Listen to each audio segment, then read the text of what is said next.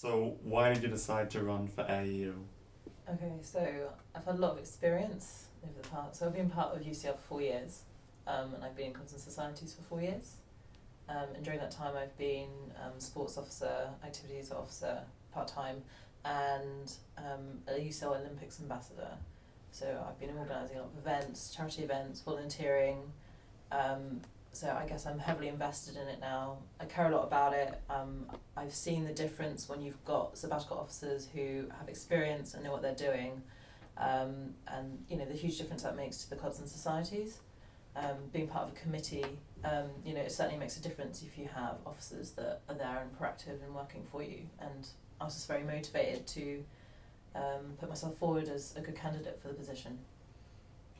And when did you decide you wanted to be a full-time officer? I mean, was it a long-term ambition or was it just spontaneous or at the end of this year? Okay, so I'd say 2 years ago I wouldn't have had necessarily an interest. But then I became sports officer and I worked with the full-time activities and events officer quite a lot.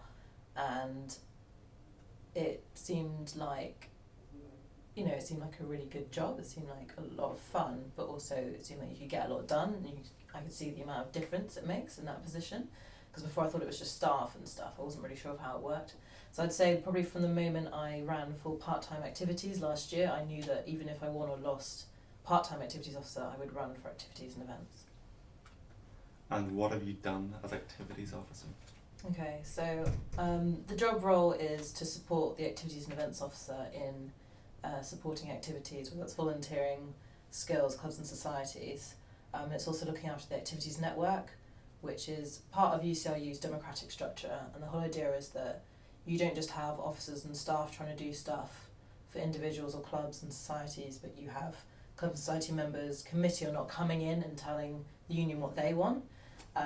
Before it was very under-publicised, not many people came, so I decided to make a massive effort to engage with a lot of people, so set up a new Twitter account which now has well over 150 followers, and Facebook page we've got active again, set up a Facebook group which was started in June or something and now it's got over 200 members and we've got a lot of engagement through that. Been sending out not just before we had a lot of emails sent to presidents and treasurers, and the thing is that presidents and treasurers are very busy, they don't always have time to pass information on, and sometimes members are interested in stuff that presidents and treasurers don't think they would be. So I went through the web admin and now we've been sending out emails to everyone from sports if it's a sports meeting for the activities network, everyone from arts if it's an arts meeting through the activities network. So basically really getting it out there, giving it a branding through graphic design with UCLU graphic designer, getting things up on the website, the What's On calendar. So really just getting people really engaged, and we've had record turnouts at the meetings. We've had sports officer, arts officer, etc. were all contested, and the colours panels, so for awards for clubs and societies. Before it's been kind of like who wants to be on the panel sometimes, and you have to kind of get people to volunteer to do it. This year we had actual elections for it, so we had a lot of interest. Over 100 people came to the meeting. So yeah, just been putting a lot of effort into that, and then helping, say, the sports officer with the UCL Sports Naked Calendar, which is raising money for charity.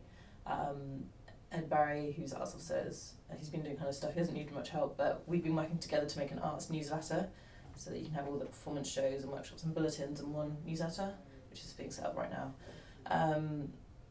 So I won't keep going on, but I'm working on lots of stuff. So including like a disciplinary guidelines for clubs and societies, because that's come up as an issue as well, that we don't have guidelines if someone's called into a disciplinary. Would you say your focus is more on sports due to your own experience in sports, or would you say you are more balanced between the two? I like to think I'm balanced. So obviously my background, you can see if you look at my experience, sports officer, sports colours panel, etc. I do have a background in sports. That doesn't mean I don't care about arts. I care a lot about arts. I'm actually from an artsy family. So my mum's a painter and she does dance, and my sister's a professional dancer, and we go to drama shows, we go to ballet shows and stuff. So even though I have no artistic talent, that's why I don't have an arts background. I have a sports background. and I have friends in arts as well, and I care an awful lot about performance at UCLU. For instance, the Garage Theatre workshop is being taken away from us. I think it's a massive deal, and we need to make sure there's an alternative performance space. But obviously through sports, I have a lot of experience in sports, so sports issues is something that I will certainly be quicker at getting to if I'm elected, but that doesn't mean that I'm, the first thing I would do is talk to the arts presidents, the arts committee members if there is an arts issue. Setting up and re-establishing an arts committee to get presidents all on board from arts, and so forth, and talking to the staff members that deal with arts. So I don't see it as, I have a sports background, but I'm not going to focus just on sports.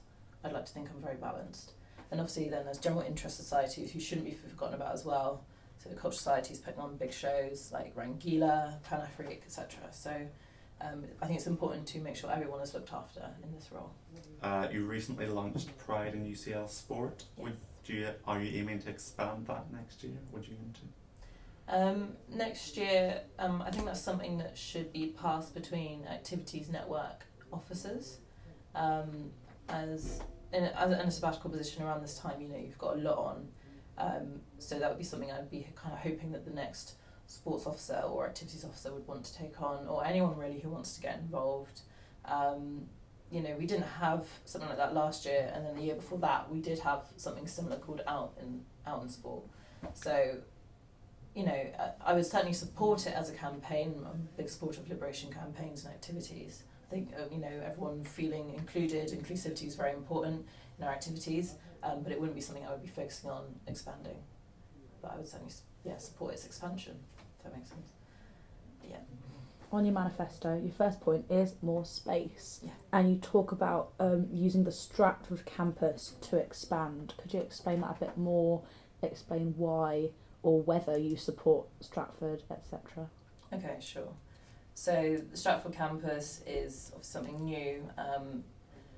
It's been downsized from when it was initially announced because of the successful campaign, Carpenter's Estate. I think that's good. We shouldn't be knocking down people's livelihoods and forcing them to move. That's not fair. Now that we've got they've got a downsized plan, that's still an opportunity for space. It's certainly a long-term solution, but it is a solution nonetheless. The short-term solution is the UCL Student Centre and any other external venues we can try and get our hands on, or maybe looking at converting certain spaces we have already.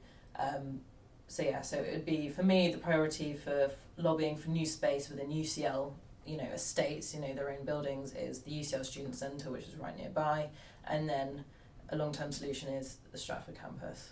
Okay, and then you've also said you want to secure an alternative space to the garage workshop. Mm-hmm. Ideally, what would that space be? Like, not necessarily where it would be, but what would you seek to provide for students in that space? Okay, so the Garage Theatre Workshop isn't just, it's not just a performance space, it's also where, say, stage crew make the props for, say, like the Bloomsbury shows and so on. So we need to make sure that it can be a workshop space as well for them. The workshop's a lot bigger than it looks as well, so we need to make sure it's actually quite a fairly large space that we can convert. It's very important, I think, from talking to people in arts who've used it and perform in it, that it needs to be still quite an intimate space. So, Bloomsbury is, a big space, lots of seating and stuff, but you're not really that close to the people performing. In Garage, you're right next to them. So I think finding a space like that is going to be very important. In terms of where or, what the alternative could be, at the moment, Doris, who's the current activities and events officer, is looking at lecture theatres, for instance. Again, it's going to take money to convert them, which obviously you want to put in money to make something good. We might end up with something in the long term that's even got, even better facilities than Garage. It's even better space for people that are using it. But yeah, it's going to be something that might be kind of 1 or 2 years down the line that we actually find a space because of the factor in of converting something, finding something, and making it suitable for student use. So. Okay, and how will you be supporting art societies while there is no Garage Theatre? Okay, so external venues, it looks like it's going to have to be the solution. The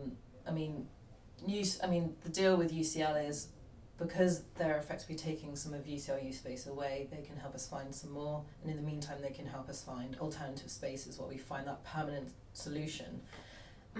So I'd say that, for instance, there are spaces around UCL that we can kind of temporarily convert, perhaps, even if it's only for like a month or so, or a couple of months or so, and then UCL say, you need to take it away now. External venues, I know some societies already have representatives on the committee who look at external venues, so perhaps be taking, a leaf from their book and looking into finding those alternative spaces outside of UCL, and obviously putting funding and support into that, because otherwise, our societies, it's much cheaper to perform in Garage Theatre Workshop than, say, an external theatre. So, yeah. You talk about putting more money into activities. Mm-hmm. How do you envisage implementing that, and where do you think the money could come from? Okay. So one thing people say about UCLU is that we have a lot of money, and we're sitting on a big pot of money. That is true, especially if you compare it to, say, KCL, Student Union. Apparently they don't have as much money as us. But the thing with that money is that while we have that pot of money, a lot of money is coming out of it because people know we have it. So it's not just activities, but other sabbatical positions, other areas of UCLU are taking that money as well. So we're sitting on a big pot of money, but 3, 5, 10 years down the line, that money is going to be depleted quite a lot potentially. Hence, I've said a long-term solution in my manifesto. So we need to make sure that generations down the line, students are still having money for their activities. So rather than saying I'm going to give everyone an extra £100 straight away or an extra 1,000, whatever, it needs to be sit down with the ethics environment operations officer, sit down with the finance department staff, and really figure out a long-term solution to this. Whether it's allocation of funding or otherwise. Also making sure that that clubs and societies feel supported in how they're spending the money and how they use it themselves, because obviously more effective use of money is better for everyone. So yeah, that's what I'd say about that. Cool. Yeah. At the moment, a lot of societies complain about a disparity in funding. Would you look into that or is that just, would you intend to look at that in the long term as opposed to dealing immediately with the sometimes bizarre funding arrangements? Yeah, I'd look at it straight away. So in terms of allocation of what we do already, I'd look at that straight away. So how could we allocate that better? Whether it's according to who has appeared to have used their money better or who requires more need, etc. But in terms of significantly more funding, that is, I think, a more long-term thing, because like I said, if I or whoever gets in goes straight away, you can all have all this money, in a long term we're not going to be able to sustain that. But suddenly allocation of money straight away is something that can be looked at. So